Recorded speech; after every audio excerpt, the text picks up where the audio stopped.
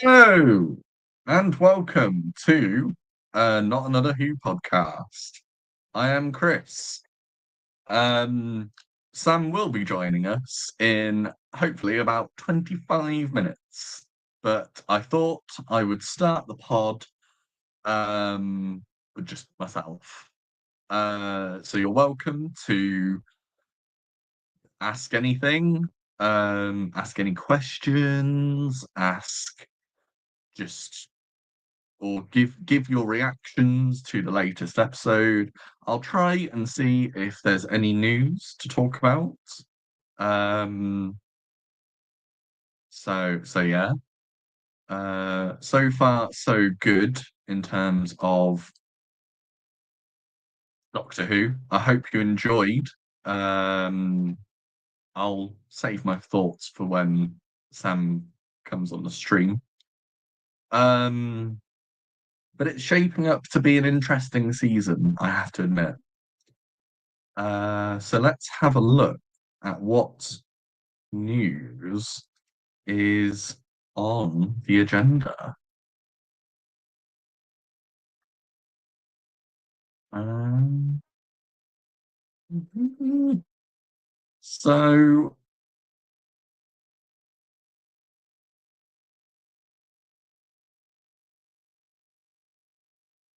apparently, it was Dave Tennant's birthday the other day. So happy birthday, David T. Uh, Fantastic as always. Um, what else have we got? Oh, uh, apparently Russell T Davis has said um, has basically responded to the criticisms about Ncuti Gatwa, um, his doctor always crying in every episode, and I can understand that it's a difficult topic because I know we moan about it, but that's only because of how prevalent I think it is. You know, in every episode we seem to be getting, and it's one of those where it's less impactful when you have those moments. But what did he say? So he said, I mean, I remember the first time Shooty did it. It was in the 2024 Christmas special, The Church on Ruby Road. He thought Ruby had vanished, been erased from time and space, which was astonishing. He turned around in the studio and gave us that performance, which was absolutely spellbinding. You don't tell an actor whether to cry or not to cry. Not an actor of that stature. Absolutely not. It's like you wouldn't tell anyone to laugh or not to laugh. It's a beautiful thing he does, and it's a completely new thing for the Doctor. Opens doorways into whole new experiences. And then he goes into more of the diverse aspects of his era and Shooty's incarnation. Diversity is many things, and sometimes it's putting emotions on screen you haven't seen before, or that the Doctor has withheld himself from. But it does make me laugh. I know sometimes fans get up in arms and they complain about it. They're the same fans who say, why don't you do something new with the program? And you're like, hello. Um, It's it's literally a princely performance. I'm just here to watch and thank my lucky stars that I get to share in a princely performance like that. What an actor. Amazing. And I can understand to a point what Russell's trying to say. He wants something new from this doctor, something that we haven't seen or encountered before. And so I think that Shooty definitely does bring that element to the role, but I think it's one of those where, unlike, you know, um, anything that we've seen, Doctor Who has always prided itself on being the Doctor being this otherworldly alien. And when it kind of gets a bit too similar, or when the Doctor becomes too human, I think we sort of blur the lines a little bit in terms of what we do and don't expect. I know Tennant's Doctor, my personal sort of favourite, um, was known for being a bit more human, but he still had that alien eccentricity that removed him the from the way of being too attached. And I feel like with Shooty, we might be losing that aspect. He becomes a bit too more human than what we seem to expect. Um, but you know, it's one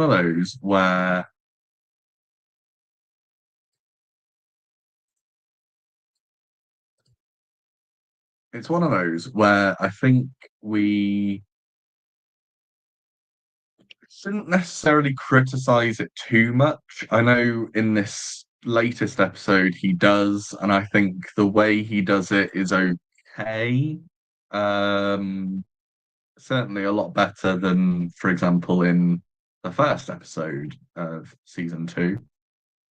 Um, but you know, it's one of those.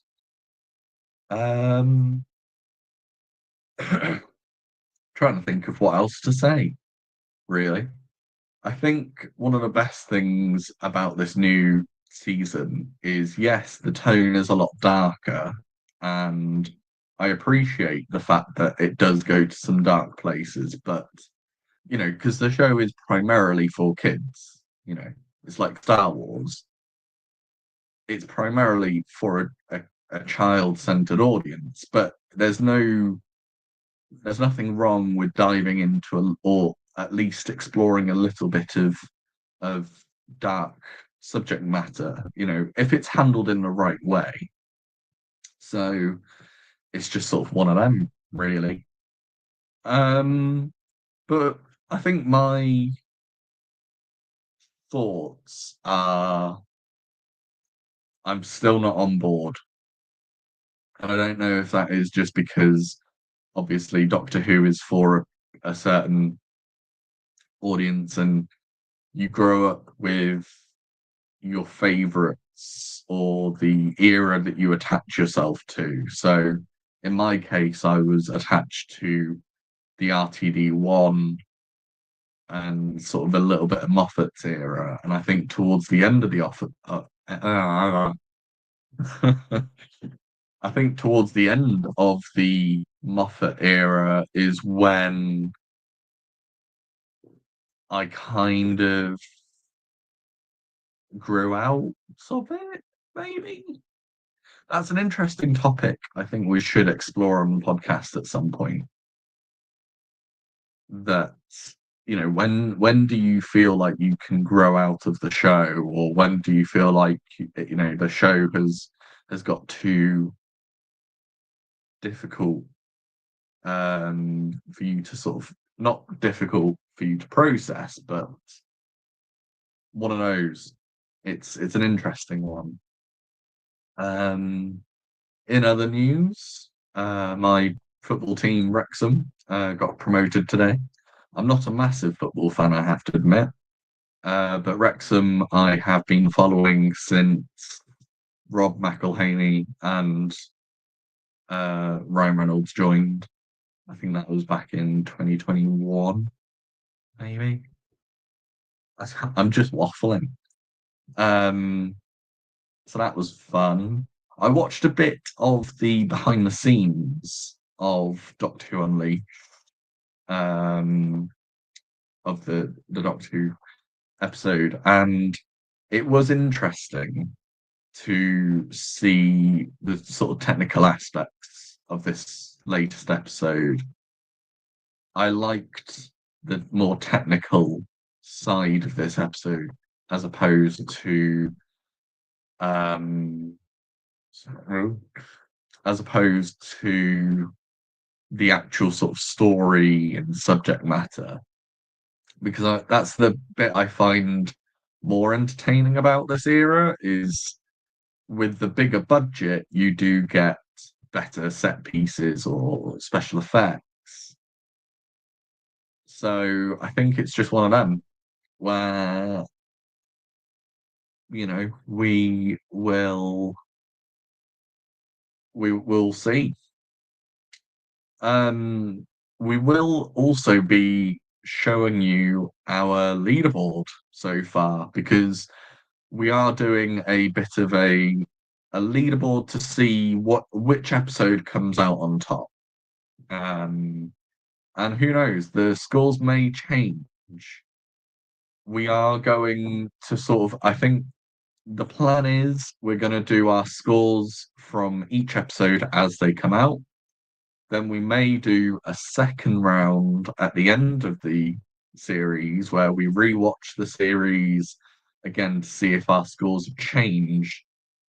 And then when we go into our season two ranking video, we will announce our rankings as the final scores. So I think what we'll do is in the Reality War episode, we will go to our scores that we've gone throughout the whole series, score this one, and then in the ranking episode, we will decide what our final rankings for the series is. Because I need to rewatch the first two episodes because I feel like I was a bit hard on Lux. I've seen a lot of discourse over the last week surrounding the episode and how divisive it is, and I think there are still things that I don't like. For example, I didn't really like uh the fan meta bit. I feel like it went on for too long, and honestly, in a cartoon centric episode, I would have liked a little bit more of them trapped in a cartoon world. I know they say about budgets, but come on, you know, if you're going to commit to something, commit to it, you know. And also, you could at least have one episode look or be a little bit cheaper. You know, they're already skimping on the fact that, in since sort of 20, when was the last Jodie era? Since the last sort of Jodie series, we've been having a consistent 8 episode run. And I know apparently things are expensive, but the markup that they actually get in return, the profits that they get in return, it does balance itself out. So them saving on 2 episodes actually more affects the fans than it does affect the series because 8 episodes just isn't worth it in the long term. Obviously, we'll discuss more when Sam comes on. Um, what else? What else have we got?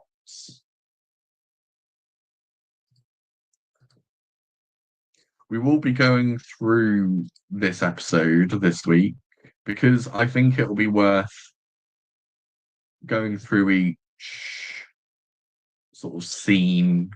I think because although it feels like each scene is sort of stuck together, um, we will be going through and sort of breaking down the episode. Um, yeah, so there's a lot about the whole ratings of Doctor Who. There's a lot of word on the kind of the fact that on the overnight figures, pardon me, the last episode Lux didn't do very well, but the 7 day figures have seen it go up, and obviously it's a major talking point to all the negative Nellies out there. They like to use the viewing figures as a way to criticize when, let's be honest, we're living in a transitional climate. We are going from a I think this is a process that hasn't been just overnight. We've seen a gradual shift in the last, let's say, maybe 5 years. Because we're seeing more people go towards streaming shows, like Netflix and Disney and Amazon. More people watch streaming shows either, like at a later date. They won't watch it straight away. So with Doctor Who, obviously, because it's on the BBC, it's broadcast live at 6 p.m., 6:15, 5:40. Probably not, because it's usually on later now. But when we're seeing less and less people watch it live, and I think that's not a bad thing because obviously habits change, and not everyone has access to live TV. So, and also the episode comes out at 8 o'clock in the morning. So, are you going to watch it at 8 in the morning? Or are you going to watch it at 6 p.m.? You know, personally, we're just seeing a transition of the time. And I think the more we discuss it, the more we grow attention towards it, but we shouldn't be using it as a stick to beat the show with. I think as TV habits change, as we get sort of as we go further into this transition, I think maybe what's going to have to happen is we'll still keep the overnight figures, but we'll have to just rely on the 7 day or the 20 day or whatever time frame. We'll have to look at the longer time frames to get a better reading of how the show's doing. Because it's not, contrary to what people say, the show isn't dead. There is still an appetite for Doctor Who out there. Yes, there are elements that don't appeal to everyone. I think I think what I was watching the other day was the fact that younger audiences aren't watching it, or it's not being picked up. And I don't know, and I think there was Tharies who said it, good old Tharies. And he made a very good point that, if you're, you know, 8 or something, you've got an iPad, you're not going to have a BBC account because you can't. You have to be over a certain age to have an online account. So it's most likely you're watching it through your parents' account. So it's going to pick up your parents' demographics instead of yours. So when you think about demographics, if the show says it's catering more to an adult audience, that's not necessarily a true reflection of the people watching. It's just saying that more adult accounts are being registered.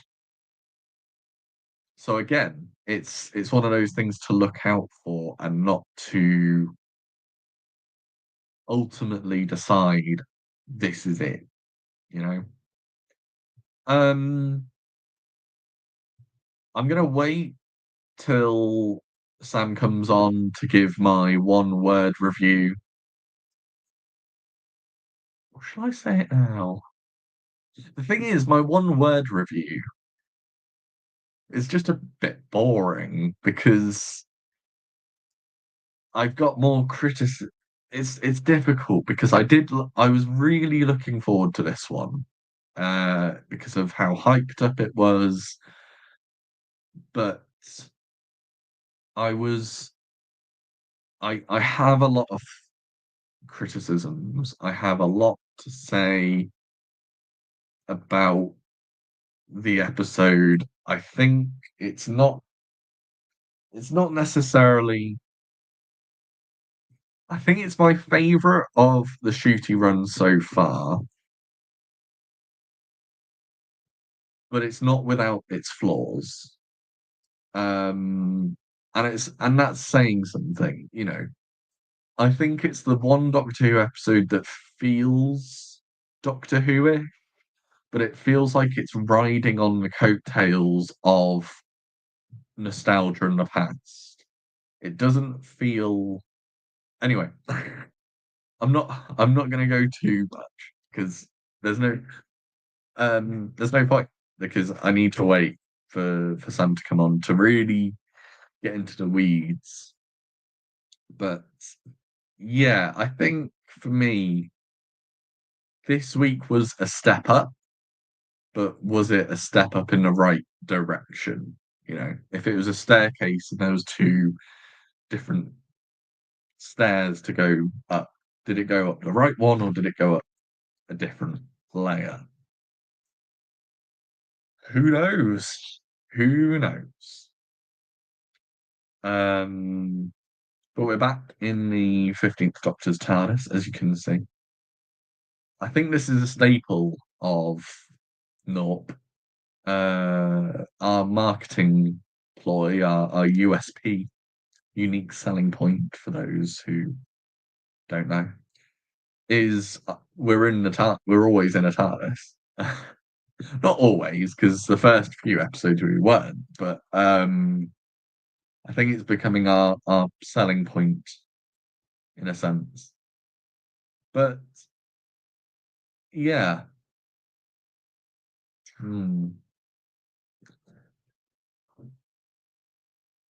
Uh, I'm definitely looking forward to next week's episode. I think next week's will be fun. Uh, but whether or not it will be good, I don't know. Um, I'm not sure. I did. It is. There is one aspect to it that I'm not looking forward to, but I'm gonna wait until we finish this review to give my thoughts on the next one. Uh, I found out. I've known this fact a while, but I thought I'd read it out on the podcast anyway because I thought, you know what, you might be interested. You may not know the fact, or you may think, oh wait, that's such a well-known fact. Why did you tell me? But I thought it'd be fun regardless. So in the in the Empire Strikes Back Star Wars for you know the uninitiated. There's a bounty hunter known as Bosk, and it's like a lizard creature in a spacesuit. The spacesuit was actually borrowed from the 1966 Doctor Who episode 10th Planet, which was William Hartnell's final story. One of the astronauts wore the suit in the astronaut sequences, and then in 1976, so 10 years later, it was borrowed for, well, Star Wars was filmed primarily in the UK. So they basically raided the BBC costume department and the episode, took the episode, took the costume to feature. let's see if we've had any comments.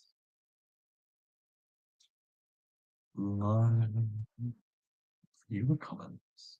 By the way, if you do have any reactions or if you have any interesting things to add to this stream, just send them over and we'll react to them.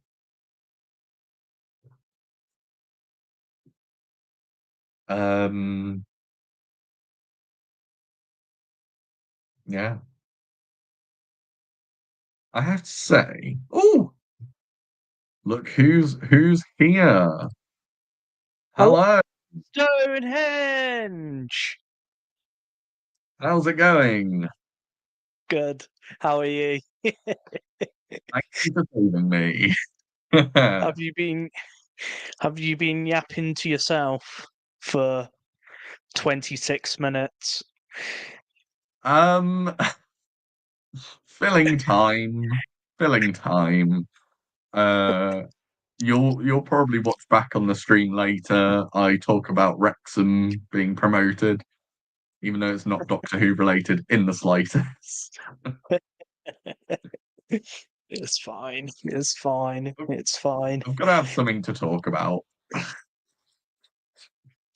Oh, what an episode. I just watched. Yes, I was supposed to watch you've it this seen it. morning and I totally forgot. And then I had to go to work and I just watched it now. It's fresh. Well, shall we start off with our one-word review, or shall we go to the leaderboard? Let's let's do the leaderboard first. Okie doke. Well, I'm very excited.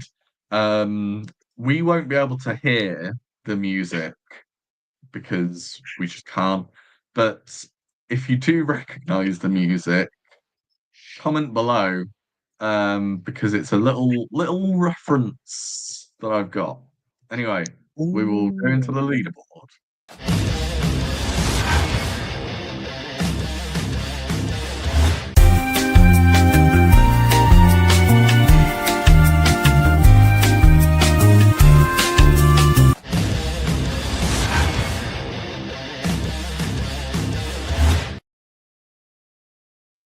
So that was the leaderboard Mm. so far. Both 7 out of 10 episodes, in terms of scores, 7 out of 10 per, story. That's pretty mid, what might I say? Yeah, pretty mid. But So what what could would it your, be this week? well, exactly. What would your one word review be? Mm, creepy. Freaky. Yeah. Um, Which okay, not I not what not what I was expecting, but good. which I've never felt it have that like creepy edge to it for a very long time. I don't Mm. know about you.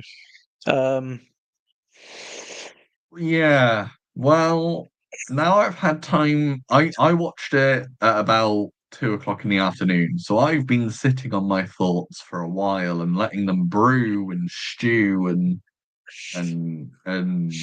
Scooby Doo and all that. Ooh. Um, bless you. Yeah. So my one word review was there, Yeah. there. Um, it seems like the Is that a guy who word? leaked. Yeah, meh. Meh is kind of a word, isn't it? Yeah. There's a guy who actually leaked the plot to this episode, and I think he leaked like the finale as well. And it feels like he's becoming a prophet because we're seeing he predicted what would happen in Lux and this episode. So I'm really nervous as to what's going to happen in the finale because I did know what was happening in this episode, or at least I knew the leak, but I wasn't banking on it, if that makes Guess, sense. yeah. Guess what? I had no idea. Good, good. You went in with an open mind. I went in thinking, why ruin perfect episode? Um, but I don't think they ruined it completely. You know, No. I do think there was some good stuff to explore. But shall we get into it? Yeah. Yeah. Cool. Well, um, so the Doctor and not Ruby, Doctor and Belinda start off literally at the end of Lux. They're in the TARDIS trying to still get home. Belinda's talking about her family and her father and the fact that she says, or swatted by a giant moth. I wish that was. Uh, I feel like that was a reference to the Mothman, the cryptid. If you've ever heard of it, it's very fun. Mm. I don't think I've heard of it. No. Oh, you're missing out. But a doctor promises that he will get her home in some way. Yeah. Um, did you spot the series one references? Um. No, but I have a feeling you're going to tell me. Well, I spotted, I think there was two references to season one, series one, 2005.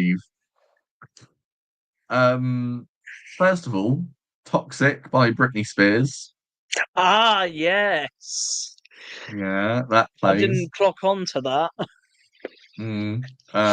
That was what a weird song choice.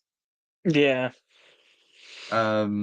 Especially how dated. Well, it's not dated because it's still a good song, but how you could have picked a bit more of not well known, but you could have picked up just a different song would have been nice. Russell's still Hmm. back in the noughties. Um, what was the other reference? I can't remember. We'll try and get there. One thing that frustrated me, just before sort of they leave the TARDIS, why are they in the spacesuits that everyone else is in when they don't know where they are? Yeah. Yeah, that's what I clocked on to. I was like, Hmm. hmm, it's I a bit mean, of a. don't get me wrong, the spacesuits look amazing. I really like the look. Um, the materials that they use and everything. The helmets made me think of Prometheus a little bit. Yeah. I also got an aliens vibe as well. And Yeah, but someone referenced aliens. Well, yeah, a, quote.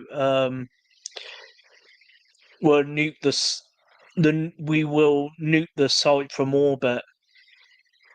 I didn't know that was an aliens quote. I couldn't remember it. Yeah, it's one of my favorite films, and I Mm. know it word by word. So I was like, ah, Ah, I think that was a good idea to include that reference, but it would have been interesting, especially because, pardon me, Doctor Who, Disney now have the rights to the Alien franchise. why couldn't the villain be a xenomorph? Mm. That would be amazing, wouldn't it? Just I was that crossover. I was waiting for the alien queen to come out somewhere. Yeah, that would have been amazing. It, Um, or Alien versus Predator versus Doctor Who.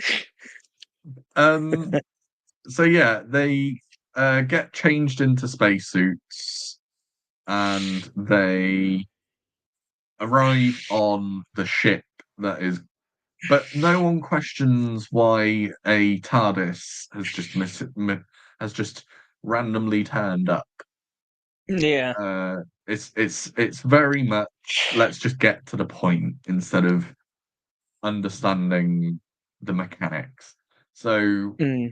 they go onto the space ship. They're told to put on their helmets. Belinda says, "Oh, just drop it by." That was my Belinda impression. Uh, and then we go into the title sequence. Which I didn't skip And this week. you didn't skip. Mm. But Yeah. someone pointed out that they fixed the timing so that the music is in time with the titles, Yeah, I've which noticed that. and I think that was a good change. Mm. I've I mean, it noticed that. feels a lot better. With the first Um, series, it was a bit off. yeah, there was like a slight timing issue. And I mean, to be honest, that I feel like they rushed some of the post production just to get it out. Yeah. When I can understand that because in the 60th specials they even rushed the title sequence then and had a weird PNG like spiral. The diamond logo like spirals in a weird Mm. transition that you'd find on Windows Movie Maker. Yeah. Um, so then they're hurtling towards the planet in a sort of halo dive kind of thing, which I think is really cool. I like that shot. I like the fact that they're in a Welsh quarry. Uh, again, someone said for the 20th time. And it's like, I can understand that because it's Doctor Who. Doctor Who is known for its quarries, Yeah. quarry orientated episodes, but I like it. I think it's fun. There's only Yeah. so much you can do with an alien planet. So they land on the surface. The Doctor has his Vindicator out. Well, no. Um, and scans the surface. Um, the the troops or soldiers or whatever, they question who the Doctor is, why he's there. Um, the ship needs to slide down at retrograde velocity. That's just a line that popped up. Um, so the Doctor and Belinda, they manage to sort of worm their way through by him waving his psychic paper and saying, I've got the authority, which, it Yeah. solves that problem. Um, so then they make their way to what is it, a refinery? It's sort of an industrial site of sorts, a Yeah. mining site. Um, and they they get into the industrial site. Um, the sort of angry guy. I need to get the cast details. Hang on. because Doctor Who, but well, that's not what I wanted. I should have done this earlier. Where is it? I was trying to think of what's his name? Is it Callow Rents? Yeah, I think Uh, that's who it is. no, not not the guy. Cassio. Yes. So Cassio Palin, played by Christopher Chung, he's sort of the antagonist of this episode, Mm. Is that who's why always on they the Doctor's back. is that why they were um promoting Casio watches? Oh, maybe. I just thought When the I heard BBC were getting Casio, I was desperate. like, hmm. What time do you call this? Okay. Anyway. So yeah, Cassio, the watch, says to the Doctor to keep his flight pack on, and he's like, "Oh, okay, sweetie," or "Okay, hun," whatever. Which, Yeah. it's quite in line for Ncuti's Doctor. But we're already 8 minutes in, and the plot has gone full speed ahead. Mm. Um, and then they are investigating the fact that all these workers seem to be dead, but there's nothing indicating as to what killed them. And then they come across the no mirrors. Every single room, there's no Mm. mirrors, which I They all thought was got smashed. interesting. Yes. But the thing is with the monster, let's say, is we never really see the monster anyway. So I feel like the broken mirrors thing is great if we saw the monster, but we never really see the monster. Yeah. So it feels like it's intriguing, but it's only intriguing if the payoff is that we actually see the monster. Mm. And then what they do is they find Alice Fenley, who is the only survivor. So she's the only one who is um who's on the base, and immediately, Bas- pardon? Basically, Newt, Yeah, pretty much. Um, but and just older and deaf. honestly, so um, before this episode came out today, I jokingly said to myself, "Oh, she's wearing chef white. Um, that's funny." Like, but it's actually confirmed that she's a cook, and I was Mm. like, "Oh, okay." So I was kind of right, even though I was kind of thinking interesting clothing choice. Um, the Doctor uses sign language as previously seen in Under the Lake Before the Flood, Hmm. which is good. I think I like it when we see the Doctor using sign language, um, because it's another way of us understanding another side of him, that he can speak physical languages as well as other sort of languages. And Mm. we never really see that many sort of deaf characters. No, So you don't. it's interesting when we do get to see that. Sorry, mouth was a bit dry. It's all that talking for about half an hour. Pretty much.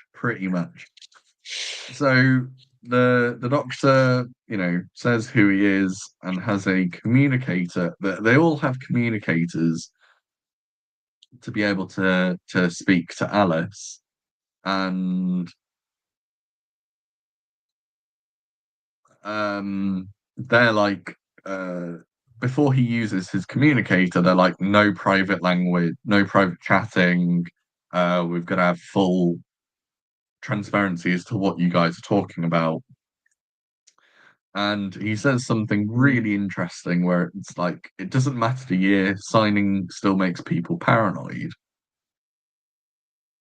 And that's quite true because, in this day and age when we like to think of ourselves as more progressive than 50 years ago, we're still trying to break that barrier of trying to make the world more accessible to people Mm, who do have um, blindness, deafness, disabilities that are more physical. Because, in recent years, we've been getting more autism awareness and more invisible disability awareness, but yeah. we're still lacking on that physical disability awareness or even adaptation into society. So I like the themes around this episode, definitely. Mm. Yeah, They all some good seem to. themes. Sorry. There, yeah, Yes. I was just saying there's Sorry, I'll let you good chime in. themes in this episode. Um, have we? No, we haven't mentioned. This is kind of a sequel to Midnight. I was going to wait until the reveal, Yeah. but thank you. I guess Yeah. we'll just say it now. Well, everyone knows. If well, Yeah. if you've not seen the episode, Why are you watching? yeah, while you're watching, Yeah. Um. Yeah. We'll talk more about the midnight thing when we get to it. Um. Because I think that's the main crux of my criticism. mm, But up until this point in the episode, everything perfect. yeah, Not a foot wrong, you know? yeah, it has like a slow burn, and it picks up very slowly.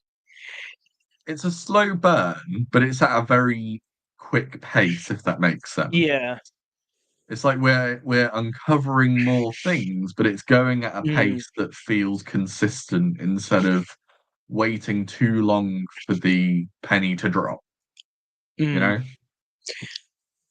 Do you think? Um, Do you feel this Sorry. episode could have been a bit longer? And I think it was a good length. I haven't got mm, a problem necessarily with the length. It's just and at the beginning of the stream in the first 20 minutes, I do actually say a little bit. So I did let the cat out of the bag a little bit. mm, Um, but I feel like it relies too much on nostalgia. yeah, Um, which is just a down point. But anyway, we'll keep going because we're not nearly halfway through, but we'll get there. I'll try and speed things up a bit. So they all think that Alice had something to do with killing these people. The doctor and Oh, how do you say that name? Kale Fion Dun. Oh, how do you pronounce this word? Oh, I don't know. I Everyone, do apologize to our Welsh speaking audience. everyone's called Cassio.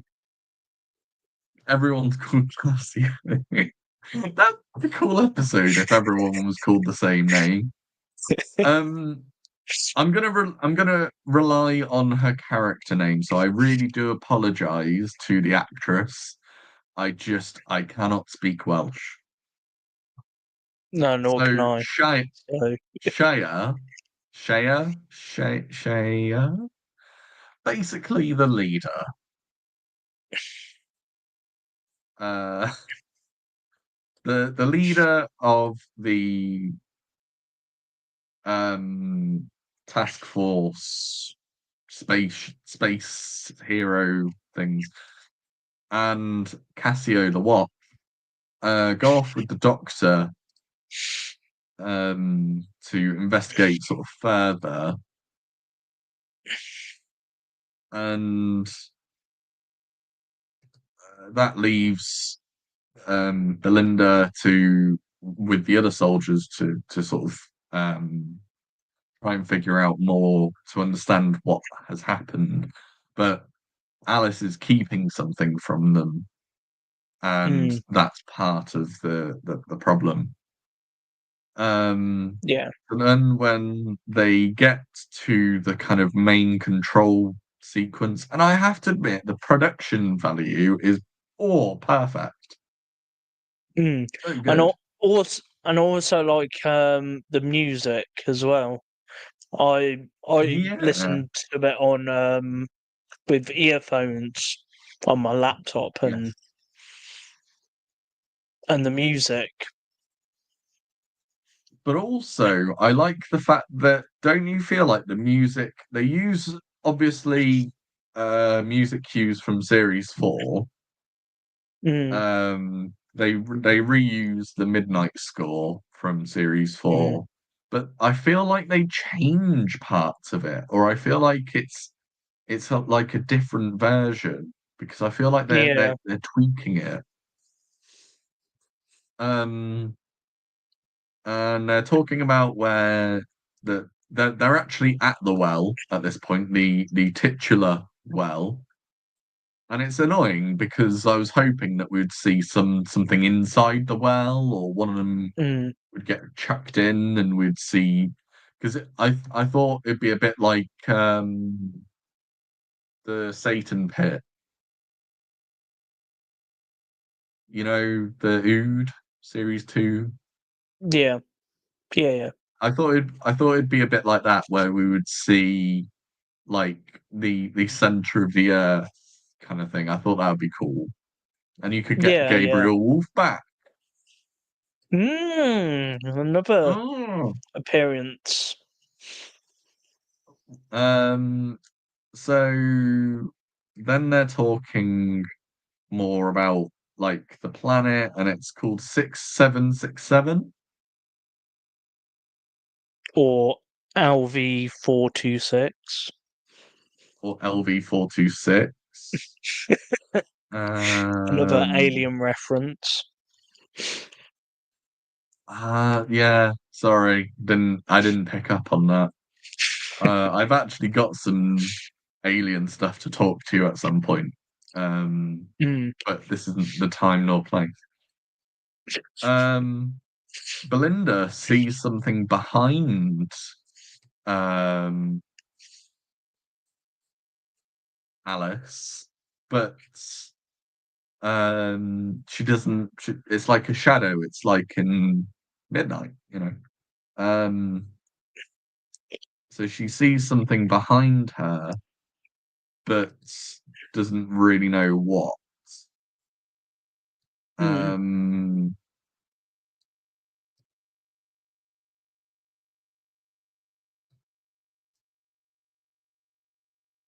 and then they sort of talk a bit more. Um, they look at the CCTV footage to see what happened, and all they see is just sort of people being flung about and killed, and it's a bit sad. Um,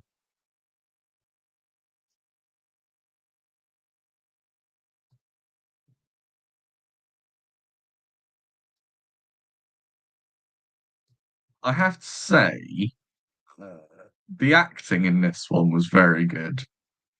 Hmm. All the I actors were I on do top look. form. Yeah. Just trying to scan through it. Um, let's just skip to the kind of conclusion. So, 400,000 years into the future of midnight, is when this basically takes place. Hmm. And we literally get a shot or a couple of shots from that episode. Hmm. And the loveliest man in the world, David T, uh, you know, graces our screens again. Yep. This time looking 20, not 20, looking like 17 years younger. Yeah. 17 years younger. Yeah. I'm old. Um, and the doctor's like, "Oh my word, this was a th- this was a mistake coming back here. Um, something's incredibly wrong." And then the kind of tension rises as the Doctor, um, Shaya, and Cassio the Watt rejoin the rest of the team. Um, Tension rises and people start seeing more shadows. But there's nothing there. We see a shot and there's literally nothing behind Alice.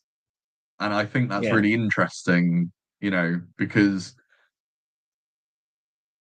um I like the fact that the creature is still, at this point in the episode, it's still more of an imaginative thing. You're still working out, is it an actual Mm.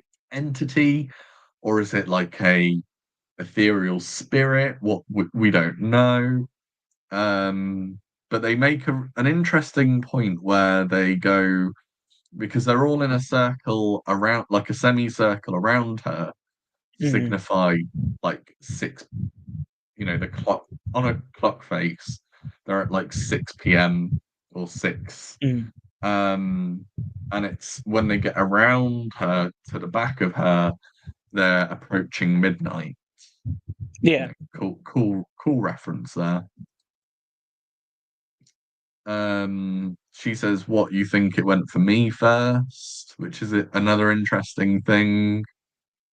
But obviously it probably didn't go for her, it went for others, and then it went for her thinking it would be easy, but obviously she's deaf, so she can't understand what people are saying unless she's lip reading.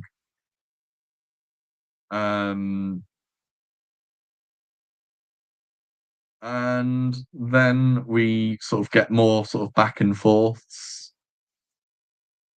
Mm. Cassio the Watch stands up to the Doctor, basically, uh, calls mutiny on Shaya, takes command, and tells the Doctor to be quiet. He gets one of the soldiers to go behind her, and he gets flung up against the wall. Um, Cassio the Watch, I think, also he also gets flung as well. So R.I.P. Cassio. Um, and then we basically get they need to leave. because there's nothing else that they can do, and they tell Alice that they can't do anything to help her, so they have to leave her, which is a pretty devastating thing. Because it's like she clearly it isn't her fault, and the skepticism around her being the villain, or Mm. the villain, um, is interesting because it's that human paranoia, and it's playing on those um ideas of sort of paranoia. I think the doctor comes up with, oh, should I say that we got another crying shot, or Oh yeah. should I leave that? Okay. Yeah, we got another crying shot. I mean, I did. If you watch the stream back, I do address the crying thing, because Russell did say in an interview that about the whole he addressed the whole issue. I personally didn't. I was ambivalent on this one. I thought it was okay, but again, it's. I think it's lost its strength now. I Yeah. think now we're expecting it to happen. It's just Mm. become it's like a trademark, It should you be know, a drinking game at this point. pretty much. It's like how the Ninth Doctor said fantastic, the 11th Doctor said Geronimo, the 10th Doctor said Alonzi, 15th Doctor cries.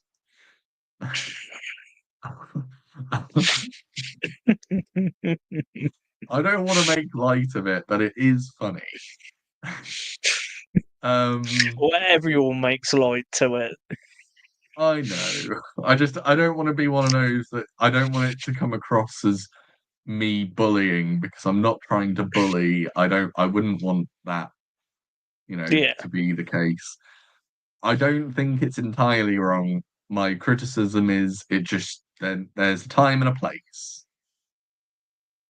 Anyway, and then the doctor comes up with a way to um to free the beast from Alice.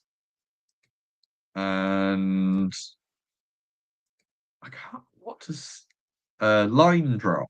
That was it. The shooting the monster for some reason, frees it from Alice.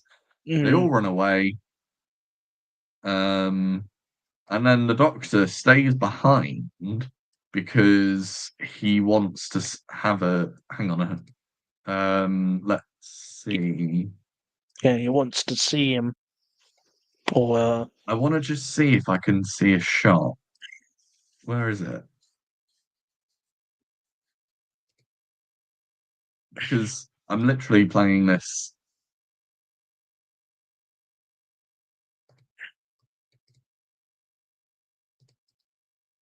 Yeah, you can literally at 38:48, you can literally see a little glimpse, little tiny glimpse of the monster, and it looked like Mr. Tumnus. it looked like what? Mr. Tumnus from Narnia. It's a long time since I've seen that film. I'll look it up when I. Ah, or um, like the wind-up monkey with the symbols. Yeah. Looks a bit like that. And it's a Mm. shame because I really wish we didn't get that reveal. Um, Yeah, I think it should have been a mystery what it looks like. yeah. Um, because I think now, okay, now let's get into the whole midnight conversation, because I don't know about you, but midnight is one of my absolute favorite episodes of all time. Yeah. When we get round to doing the ranking of our favorite stories, you'll see it on the list for sure. I always imagined the Midnight Entity to be something that's so scary you have to imagine it to Mm. believe it exists. Yeah. And it should always be left up to interpretation. That's Mm. always the kind of thing I had in mind. When you look at the episode, I know they blame it on budget restrictions, but it actually made the episode better by not showing the monster. Mm. Yeah. You know, and it goes back to my criticism that just because you've got the budget to do something doesn't mean you should. Yeah. You know, it's like the quote from Jurassic Park. Just Mm. because you can do something doesn't mean you should. Yeah. So, personally, I feel like this episode really does trample on what it set up 17 years ago. Mm. Um, and I would have preferred it if they hadn't set it on Planet Midnight, that it was set on a different if it was completely different and they just didn't rely on the nostalgia of Midnight and making a sequel to that, it would have been a perfect, it would have probably been my favorite episode of the show so far. Yeah. Um, but because they are coasting on the nostalgia, because they are relying on people talking about it and saying, "Oh, it's a sequel to Midnight," they're literally trying to get people that dropped off to come back. Mm. And I Yeah. feel like that's wrong in every degree because you should always be looking forward, not keeping your eye on the past, you know? Yeah. Rant over. But what did you think? You know, what do you think about that? Um. Yeah. It's still a bit raw. This episode is. I haven't had time to like think about it. I haven't Yeah, had I a think, whole day to think about it. It's still a bit raw. and I think Um. it does need a second viewing. Mm, I think it does need a second viewing. Which I will have time to look at the following two episodes because Mm. I don't have work for the next 2 weeks yet. So Woo! yeah, going going back to this episode, I've I felt this episode was it shouldn't have been a sequel to Midnight, I don't think. Thank you I for I, agreeing. I think it should have been its own thing. Mm, and definitely. and harking back to harking back to the past. It needs to m- move forward. I mean, yeah, bring back some old villains maybe now and again, but Oh, sorry, had something in my throat. um but the things that I did like, I liked the music. It had like this Mhm. real like electronic feel to it. It was less Mm, orchestrated. mm. It Yeah, had a very it reminded, synth sound to it. yeah, kind of reminded me of like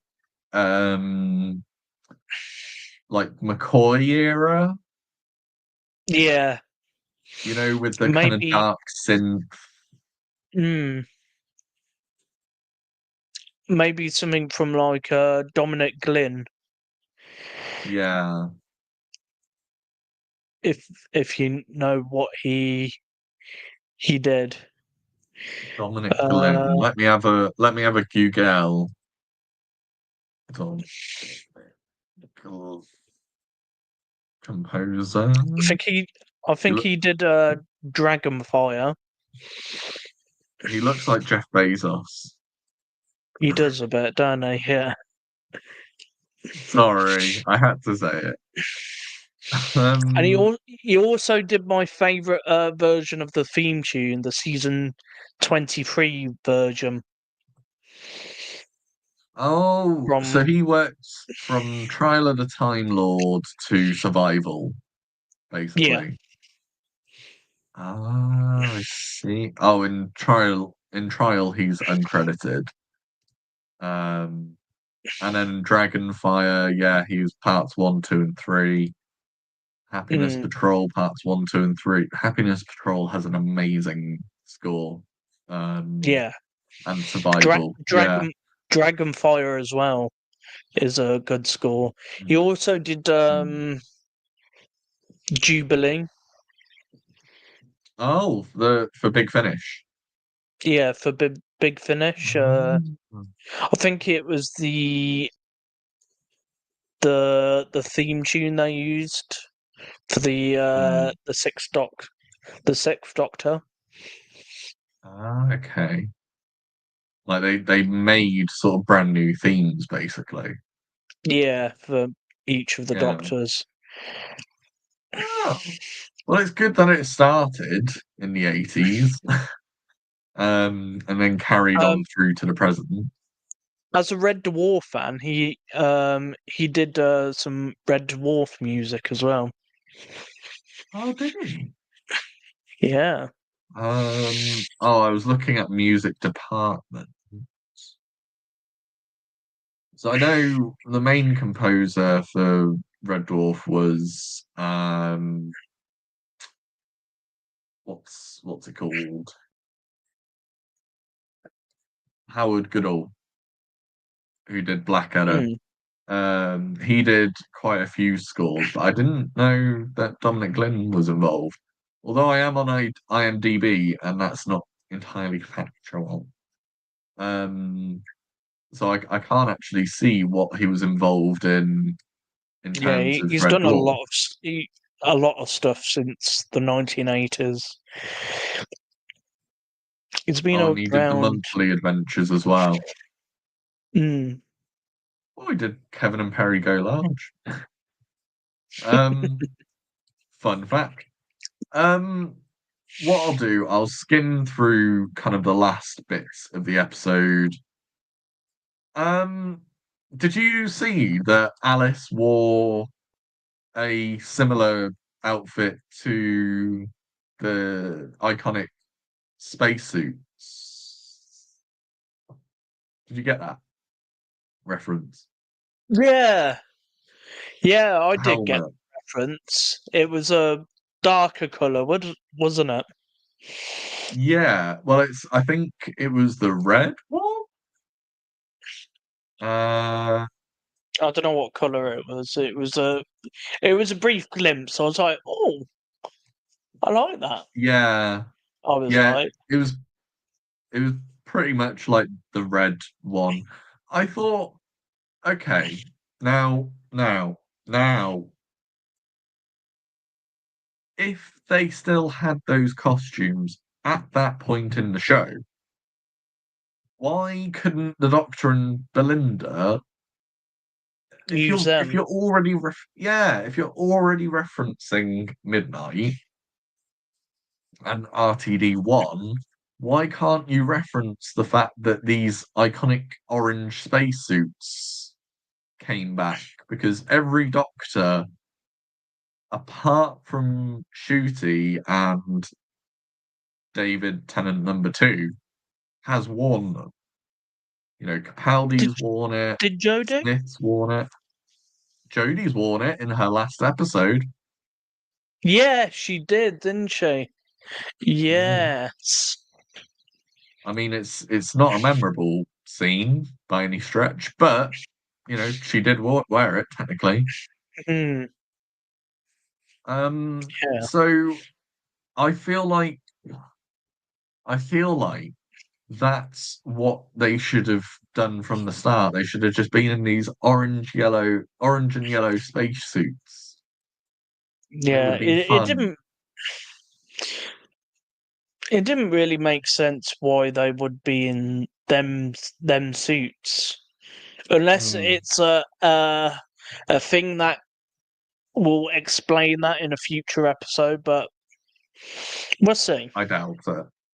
I doubt it. I personally, I did think about that. I thought, what if it was a timey-wimey thing where in maybe like the last episode they go back to that spaceship and steal those spacesuits for something, and then it's like a Yeah. bootstrap paradox kind of thing. Um, because I thought that would have been fun, but it just didn't really make any sense how they were already wearing the spacesuits of the crew. And again, that annoyed me because it's like I want to immerse myself and turn my brain off, but you're making it harder for me to turn my brain off because you're Yeah. making all these bad choices. Um, so yeah, then Alice and some of the crew leave, leaving the rest of them to sort of fend for themselves.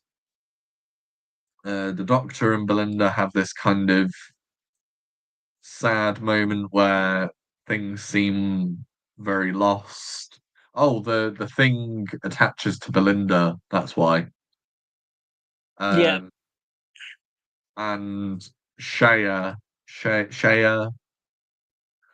silly names. Shaya uses her expert marksman skills to shoot the creature and then gets attached to the creature. Still not sort of explained how it works. Mm, Serving Officer Shea Costalian, Squadron 775. There's a shot of her running through this fiery stuff, and the yeah. skull. Now, the skull looks like the creature from one of the upcoming episodes. In the trailer, it had that massive skull creature walking along. Oh yeah. Right. That skull looked like the same one from that episode, so I didn't know whether that Mm, might be a clue as to a future thing. yeah. It might be a little little Easter egg. Little Easter egg, just gone after Easter, leftover Easter Yeah. eggs.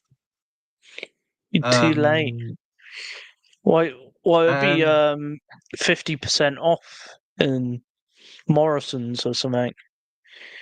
yeah, That Easter egg. oh, such a steal, isn't it? The Doctor chases after her, and she gets to the well and yeets herself off into the well, um, never to be seen or heard of from again. Um, I mean, I kind of laughed when I first saw it because I was like, what? Yeah, I was like, where did she go? Like, where did that come from? Why is that just out Yeah, of nowhere? yeah, she Um, just went, woo! and And then also the doctor I was kind of half expecting the creature to like detach from her or something and just go on then, and then like attach itself to the Doctor. Mm, But I guess plot armor. Um, Bearing in mind yeah. we're literally at the end of this episode. The Belinda's Oh, been shot. she's being revived, brought back to life. The doctor's worried that she might not make it, and then we cut back into the TARDIS, and I love that cut. Editing, Hmm. whoever edited, I'm gonna get to the actually who did edit. The editor has not been credited, but it's fine. I'll wait until the end of the episode. But fantastic editing right there. The cut was just phenomenal, just great. And we got Um, another Mrs. Flood appearance as well at the end. and yeah, and then yeah, Mrs. Flood appears at the end and says, "Oh, did he have this device, which was the Vindicator?" And she's like, Hmm. "Oh, that's exactly what I needed to know. Thank you very much." Um, which, that's my Mrs. Flood impression for all you diehard Flood fans. Your Anita Dobson Mm, impression. I'll do Brian May next year. Not next week. I'm losing my mind. Um, and then it goes into like the corridor of the spaceship, and you get kind of a reference to the monster may still be around. Yeah, it kind of has a um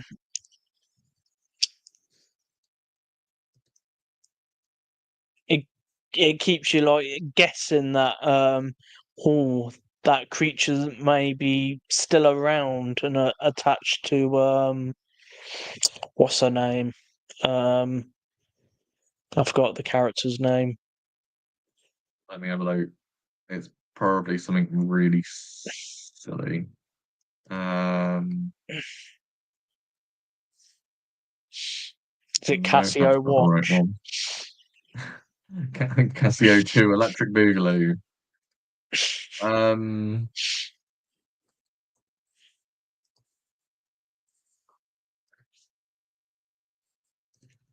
is it this one? No. There we go. Uh, Mo Gilliban. Mo Gilliban, Mo Gilliban. uh, played by Bethany Antonia. Ah, Um, yeah. I yeah. think there'd be So, another sequel. I Midnight really don't. I don't Midnight want Free that. the Revenge. Yeah. I mean, it's getting to the point where yeah, yeah. Um, I don't think this needs another sequel, to be honest. Um, I Yeah, don't even know who the editor is, but props to the editor. it's gonna be Um, a whole franchise. It's gonna have oh god, spin-offs as well. yeah. There'll Mid be Alien versus Midnight. Midnight's dad. There'll be a Big Finish Midnight's box set mom. just about midnight, and it'll just be complete silence for 3 hours. Yeah, they'll spin it off to Big Finish as well. Um, They're gonna have requels and prequels and all sorts after. to be fair, Big Finish did put a post about, Polish, the robot. Yeah. They put a post up, and I genuinely thought that they had announced a Big Finish box set just featuring that robot.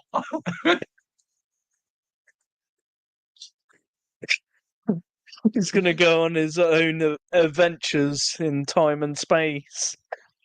Yeah, it's just going to be Polish. Polish, polish. Oh, oh Oh god. my giddy aunt. But yeah, so that was our recap, uh, our abridged version of Doctor Who: The Well. Um, yeah, I will address the fact that I don't think Midnight deserved a sequel. Or if it did deserve a sequel, I feel like they did it in the worst way possible. Yeah. Mainly because the whole point of the Midnight episode, if you didn't know, Russell only wrote Midnight because he was one episode short for that series and just came up with the first idea that came to his head. Yeah, it was just a filler basically. Yeah, it was intended literally to just pad out the series, and yet it ended up being one of the best episodes of all time. Mm, And it harkened back to, it's the only episode of New Who that makes me think it feels like a spiritual successor of the classic era. So I could imagine a Baker story or a Davison story or even a McCoy story that's like Midnight. mm. I Yeah, I can can see that. imagine that. Yeah. Um, so it felt like a classic Who story had been reinvented, and because of the limitations that they had, the creativity about all their banging on this or they're copying each other. We didn't get any of that in Mm. the episode. We didn't get people like copying each other's words. No. And that's part of the reason what makes Midnight so creepy is the fact that it's like a simulation. It's like The Thing, John Carpenter film. It's Love like that film. yeah, one of my absolute favorite films.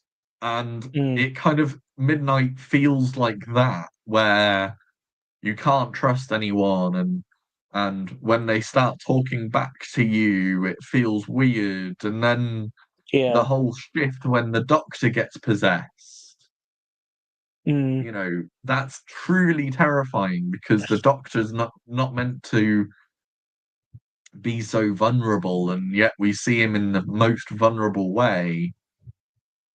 And the Doctor cries in that one. Yeah. Yeah, He he full does. on sheds Yeah. a tear, and it's earned. It's not just Mm. there; it's earned. Yeah, it is. So I feel like this one just it it's like you're shooting for an open goal. Let's use a football Mm. terminology. It's like the goalkeeper has run away, done a runner, and the goal is completely open for you to score in, and you literally kick it too high and it goes over the crossbar. That's how Mm. it feels like this episode is. It's like you're Yeah. so there, and then as soon as start referencing Midnight, you've dropped it. You've kicked it too far. Mm. Yeah. Yeah. Um. Um. So before we do our sort of final scores for this episode, let's go back to our leaderboard and see what uh and just have a recap of the last two episodes and how we felt about them in terms of Yeah. ranking. And then as soon as we've seen that, we'll give our thoughts.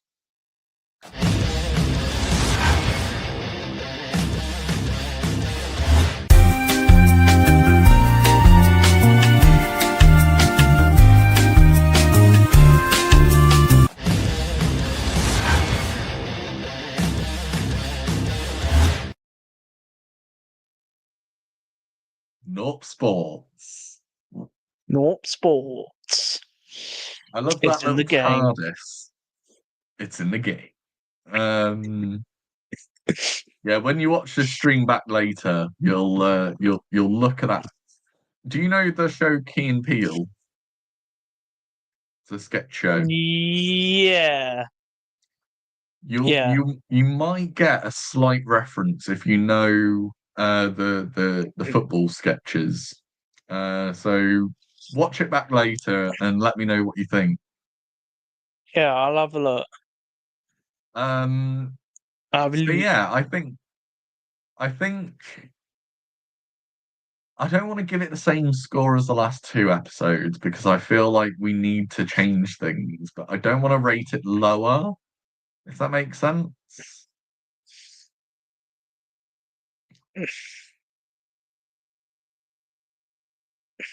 So I think what I'm going to do is I'm going to rate it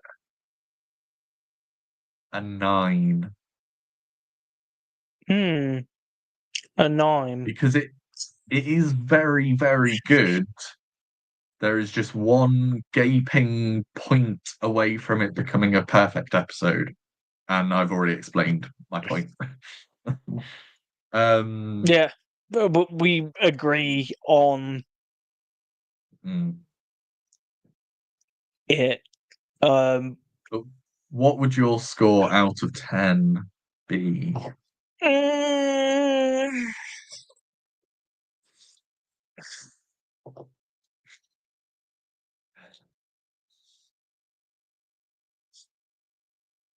I'm looking at a pop figure, which is Michael Myers, and I'm thinking, what would Michael rate it? I'm sure Michael would just rather kill everyone instead. Yeah. Oh, sorry, I can't say that on YouTube. Unalive. He would just Unalive, unalive yeah. people instead. Yeah, yeah. Lemon censorship. Um, yeah, I think 9 is. I mean, obviously it's all subjective, but it I was would the episode I was looking forward to the most, and it only disappointed me a little bit compared to the last two episodes that disappointed me a lot. I'm probably gonna give it about an 8.5 out of 10. Ooh, 8.5 out of 10. Yeah. Is It that just may because of the. change. Oh, okay. Well, I did say actually, before you came on the 'Cause stream earlier, I did say that what we'll do is we'll do our episode rankings each week and I'll update the leaderboard each week. And then at the end of the series, on the Reality War episode, we'll look back and then the episode after because I think we should do the ranking video separate to the finale. Yeah. So we'll do the ranking video, but with the ranking video, we'll put in our final scores and we'll see if it's changed. We'll do like a rewatch. Yeah. I am gonna rewatch the last two and this one Hmm. Oh yeah, at some point. we'll be rewatching them all. But what I'm saying is, when we rewatch them, we keep those scores separate, and so we'll compare them to because I think I heard something from a Doctor Who fan. I think it was Josh Snares. Yes, it was. He said the other day that a hot take of his is that you should only judge an episode 5 years after broadcast Mm, because a lot can change in 5 years and a lot of opinion. Like it's almost like the dust settles after the yeah. hype has gone down. Yeah, there's some episodes I didn't like on broadcasts, and going back to them, it it does a 180 basically. And it's easier to judge episodes that are like 40 years old than episodes that are like 2 years old. Mm, Because with a 40-year-old episode, you're judging it based on the production values and the limitations of their time. Whereas an episode that was made 2 years ago, you're kind of like, well, you had the budget to make it better. You didn't do that choice. Why? yeah. And that was kind of my criticism of Lux in a way, is that they had the budget to do a fully animated Doctor Who episode. They just chose not to. Yeah. You have access to Walt Disney Animation Studios. You have access to Pixar Studios. Yeah, they could have gone further with it. I would have loved that. I would have loved if they had gone into like the old Disney-fied, the like Robin Hood 70s, Yeah, like 60s, 70s, 80s, the 2D animation of that era. Yes, I can understand it's time consuming, but we're already waiting 2 years per series anyway. pretty much, yeah. And We'll there's probably be waiting longer for future series. hmm, Maybe a and there's a show. generation, I've heard. Oh, maybe. And there's also a show that I like that does animated anthology in such a better way and I feel like Doctor Who could learn a lot from this show. And I don't know whether you've Mm. seen it. It's called Love, Death and Robots. Um, I've heard of it. I've not seen it. No. Oh well. If you like your sci-fi and you like your anthology and you like your episodes, check out Love, Well, Death and I Robots. I do like the Twilight Zone, so It's basically like the Twilight Zone, but with the dials turned up to 11. It's yeah. insane. It's incredible. Anyway, we're not talking Love, Death and Robots. Let's get back on. I'm hyped. Um, yeah. So that was the well.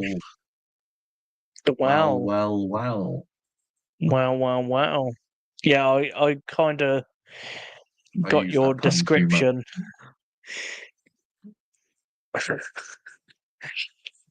You Yeah. got my description. Yeah, your description you've put in this video. Yeah, yeah. I've been using that pun way too much. I just couldn't help it, you know.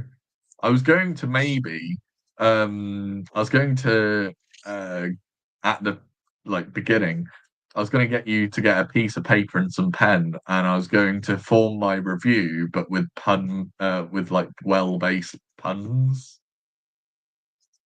and I was going to get you to like do a pun counter, but maybe I'll just have to wait until the next episode. Maybe And the next episode is Lucky something. Day. Lucky It's the day. one with Millie Gibbs. And I'm It really does. annoyed that it's not a Dr. Light one. Is it not a Doctor Light one? No, unfortunately not. So No. I've already got my criticisms are at the ready for that one. Right. Mm. So that was our review. We're not going to go too much longer because we're already at an hour 39, hour 40 now. Um, so join us next week at the same time, 8 p.m., unless things do change. Obviously, Sam, you had a lot on today, Yeah. which is fair enough. But hopefully, we'll be back at the same time, 8 p.m. If you've got any thoughts, if you want to share any opinions, share them in the comments. We'd love to hear your thoughts on this week's episode. And yeah, Don't see forget you to later. subscribe. Oh yeah, don't forget to subscribe and don't forget to check out our social media where we notify you when a new episode will be coming out and other stuff. Yeah, we're on Blue Sky, Facebook, Instagram. Twitter. No, we're not on Twitter. Um, No, we're not on Twitter. Threads. We're on Thread, Threads. not the 1984 film. Anyway, Anyway, thank you for watching. Subscribe, get on our socials, all that jazz, and we'll see you in the next one. see you later. Where's